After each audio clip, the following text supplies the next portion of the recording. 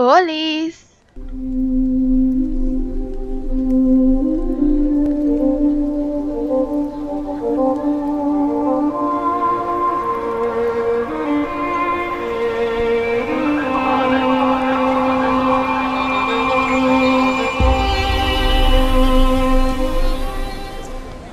Soy Lady Primi y bienvenidos a mi loca habitación.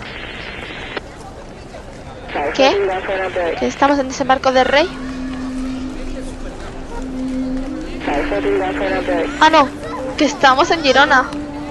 Después de esta pequeña equivocación, os presento el tal de Juego de Tronos. Os hablaré sobre mis gustos sobre la serie dentro vídeo. Mi personaje masculino preferido es Tormund. Mi personaje femenino preferido, Cersei Lannister. El personaje masculino que más odio, el Gorrión Supremo. El personaje femenino que más odio, Daenerys Targaryen.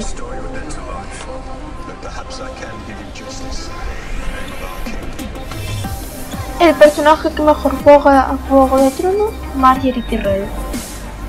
El momento más impactante, la boda roja. Mi casa favorita, los Lannister. Stark. Los 7 reinos los gobernará Lyanna Mormont. Si pudiese cambiar algo de la serie sería que no existiera Jon Snow. ¿Qué espero de la nueva temporada de Juego de Tronos? Mucha guerra y mucha muerte. Si estuviera en Juego de Tronos, supongo que me llamaría Lyanna Lannister. Pertenecería a la casa Lannister. ¿Familia o codicia? Familia. Mi muerte sería como la de Myrcella. Mi frase favorita es: una chica es Arya y vuelve a casa. Recordad, suscribíos, dadle a like a este vídeo y comentad sobre el mundo en general.